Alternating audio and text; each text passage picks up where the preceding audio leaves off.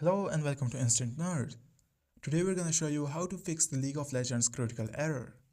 If this tutorial helps you, then consider subscribing and liking the video. To get started, locate the League of Legends shortcut on your desktop. Right-click on it, select Open File Location, and you will be taken to the League of Legends installation folder. In the address bar at the top, click on Riot Games and open the League of Legends folder. Here, locate the folder name, config and data. Select both folders and delete them.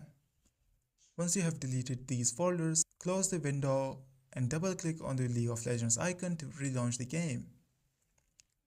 This critical error often occurs due to corrupted files within these folders. When you relaunch the game, League of Legends will automatically download fresh versions of these folders. After the game opens, log into your Riot account. Once logged in, click play to start League of Legends. The game will begin to load and this should resolve the critical error. If you enjoyed the video, then please like and subscribe.